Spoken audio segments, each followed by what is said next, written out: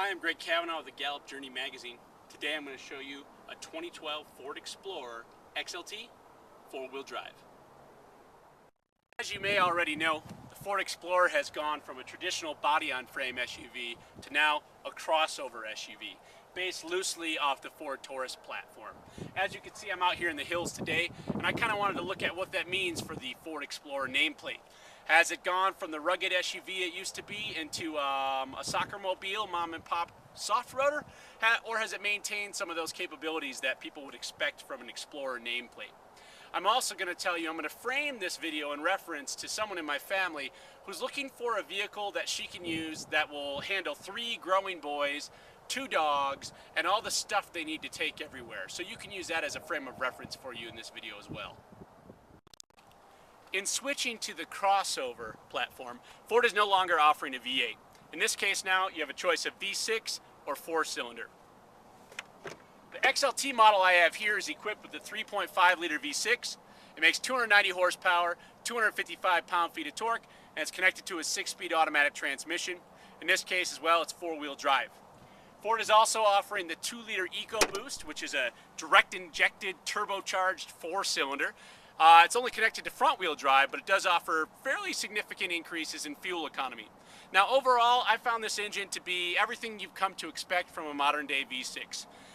The power is ample, I guess you'd call it, but not over the top. It's not a fast vehicle, but by no means did I feel like I was driving around and hurting for more power.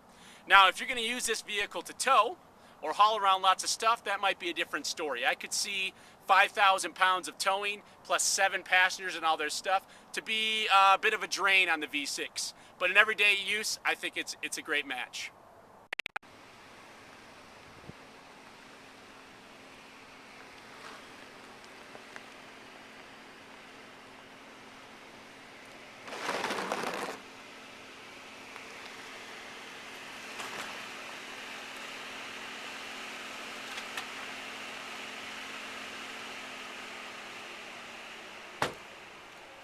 As you can see, the new Ford Explorer is no Jeep Wrangler Rubicon.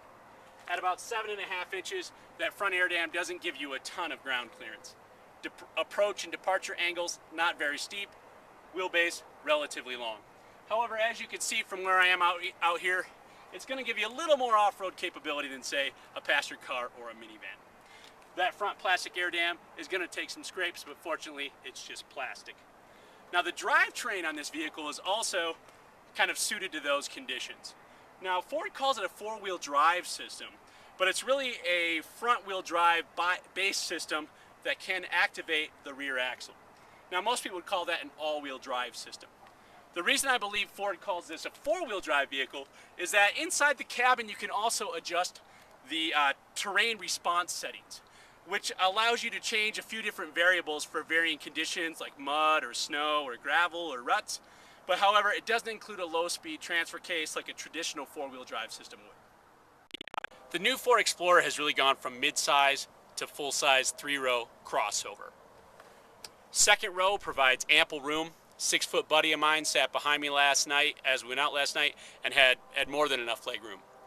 The third row is what you'd expect basically from most 3-row crossovers these days. And I'm going to be honest with you, if you're expecting to have people sit back there a lot, especially adults or older children, buy yourself a minivan. 3-row crossovers just don't provide the type of space I think people expect them to have given their size. However, if you have smaller children or you're expecting to have people back there on trips of maybe less than a couple hours, it's decent. Let me show you. The seat flips up here to provide good access, does that on both sides. So in that case, that's not much of a problem.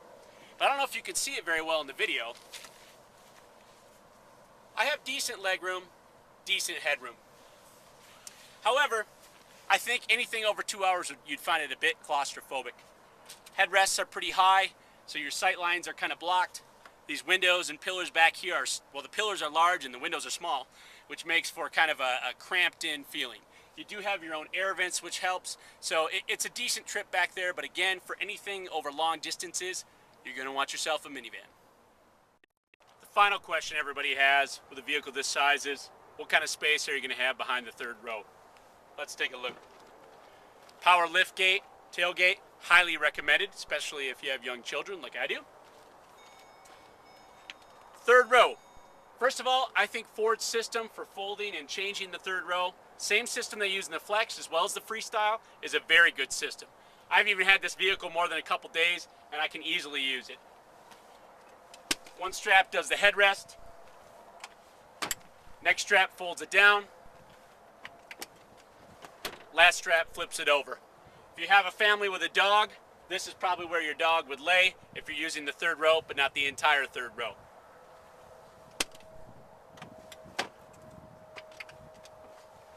Now you can see, as with any SUV, if you're not using the third row, you have quite a bit of space. I brought along a large camping cooler here to give you a frame of reference. Probably get about 4 of those in there. But again, let's take a look at what it would look like with the third row up.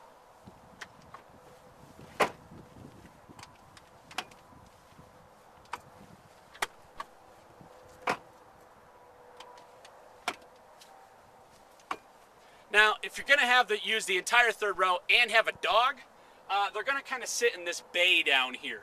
I'm not sure how well that'd work with no windows and kind of the tailgate closed. There's space, but it's not quite what you're going to have with a pickup truck or even like a station wagon. Again, the cooler does fit. Gives you a decent size over here for some bags. You, of course, could pile it up high for your trip to the beach. In other words, again, it's not going to give you what you have with a minivan, but it is going to give you a good space. The interior of the new Ford Explorer is relatively a nice place to be. Now, the fit and finish, quality of materials was all great. My only real beef with the interior is that it's just kind of drab. Doesn't have a lot of spunk to it and flair. But overall, it's going to be, I believe, a quality, long-lasting interior. The controls are intuitive. It's definitely not a negative. It's just not spectacular. Because of the sheer capacity and capabilities of the new MyTouch system, I'm actually going to do that in a separate video in case people want to reference that. But I will say I didn't have a lot of issues with it in this vehicle. I like the secondary controls, which are kind of redundant. And frankly, I would recommend it to most people. It's highly capable. It's software upgradable, which means it's going to be even usable and capable in the future. The screen, of course, is beautiful, and it can do a whole lot, especially with your media and your phone and so forth. So see my secondary video on the MyTouch exclusively if you want to see more information on it. Back on the pavement here to kind of wrap up my time here with the Ford Explorer and this test drive. I want to say I think Ford has done a really great job with the new Explorer. Getting away from the body-on-frame, moving to the crossover, the V6 4-cylinder options, and really trying to blend all the needs of many different types of users.